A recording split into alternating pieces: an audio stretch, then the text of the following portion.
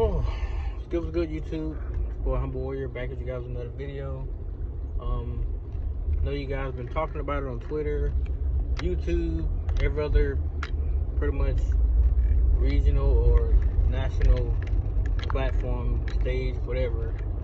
Odell Beckham Jr. is now a Miami Dolphin. He signed a one-year deal that's worth $3 million with incentives up to a max of $8.25 million. At 31 years old, I'm skeptical about what he can do based on the injury-riddled past that he's had. But I will say this: if anybody's capable of getting the best out of a player, it's definitely Mike McDaniel. So, because you see what he did with Tyreek, you see what he did with Tua, you see what he did with Jalen Waddle, and all three of them battled through injuries over the past few seasons. Tua just played a full healthy season last year, and he put up 4,600 yards. Could have more touchdowns, and I'm sure that's something that he's going to work on to improve this year as well. But like I said, if any coach can do it, Mike McDaniel definitely can do it. Now, as far as Odell Beckham, the player, goes, I think that he's going to be a dynamic third option because opposing teams understand that in order to slow down Miami, Tyreek is the focal point. You really can't slow him down. All you can do is double him and just pray that he has an off game. When he gets going, then you got Water you got to worry about. Then now with OBJ coming on, now you got to worry about him getting some catches and making spectacular plays. You also got both of the Washington kids that just got drafted, if they assuming they make the roster. Then you got Braxton Berrios. Then you got Eric Izukama, who he needs to come on strong this season, or they need to move on. I mean, that's just point blank. But I think Odell is a dynamic difference maker, especially for being the third option.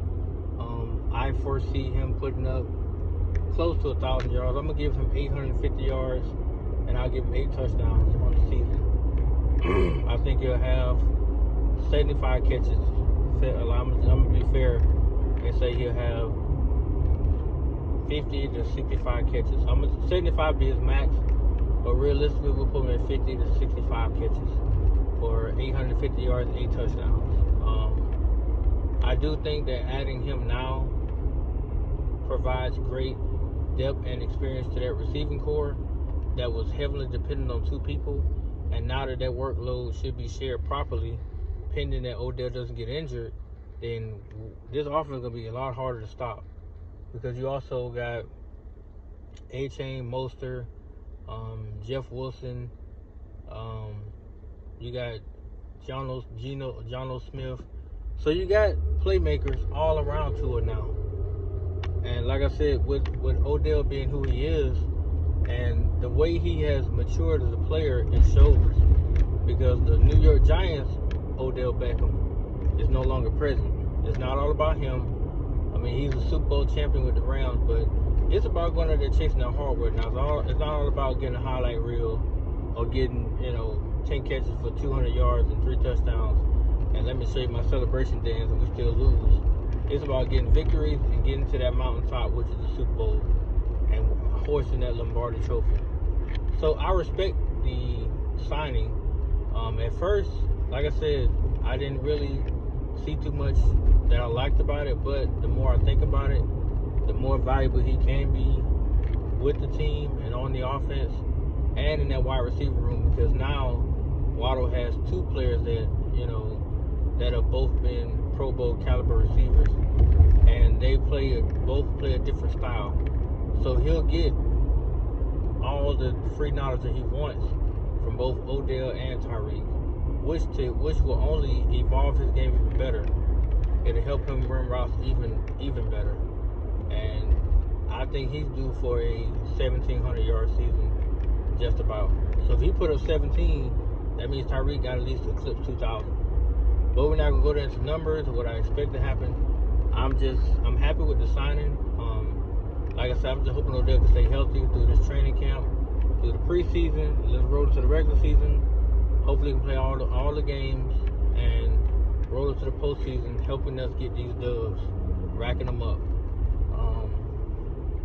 Because to me, the biggest piece of that signing was the money. And he took less money to come to Miami than he would have gotten going to Buffalo, period. Because Kansas City wasn't going to pay him a lot either. But I think he meshes well with Miami. At first he tried to deny it, by saying, did I say I signed with anybody? It's like, no need for the sarcasm, man. Nobody's really beating down your door. There's only two other teams, the Buffalo Bills and Kansas City. And we all know how he feels about the cold weather. Right? So, even though they were trying to cater to him, the cold weather is not something that Odell is fond of. That's why he went to play in LA. That's why he came to Baltimore. And Baltimore gets cold in January, but during the earlier parts of the season, it's nice and warm in Baltimore. And Miami always hot. And we know how he gets down in Miami. So, like I said, it's going to be an interesting mesh. I don't foresee it being a problem because I think that three-headed monster is beyond mature, and they're ready to take the next step. They got a taste of postseason defeat twice. Now with Tua and him, they got that taste out of their mouths, or they got to see and feel what it's like to be dominated or to not play your best football in the month of January. So with that being said, they now have a motivation. They have the inspiration to come out there and work even harder to get back and actually host a playoff game at home, because they see now having a home game does matter. It doesn't matter if it's just 1 or 2 home games. Having a home game matters because there's extra motivation for you to go out there and perform and do your thing. So we're gonna see how he performs.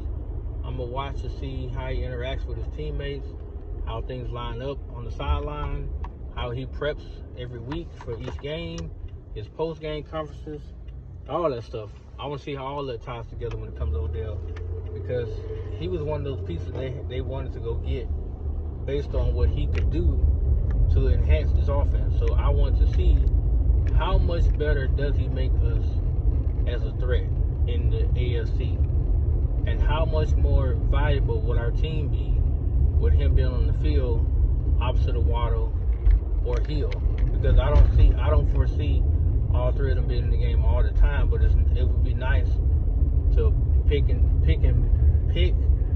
place each three in certain rotations, because we already know the starters going to be Waddle, Hill, and OBJ. But if you can pluck them out and put other people in there and get them rest in meaningful times and still be performing at a high level, that speaks volumes to what the coaching staff has basically dialed up.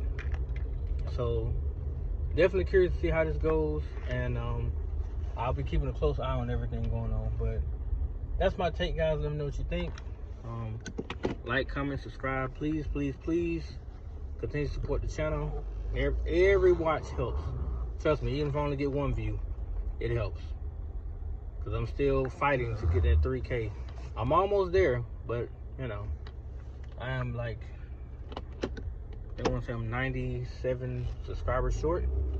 So I figured, hey, if I keep grinding away at it, I'll get it. It's a matter of time, so you gotta be patient. But on that note, guys, have a good one, and let me know what you guys think about the OBJ signing. Peace.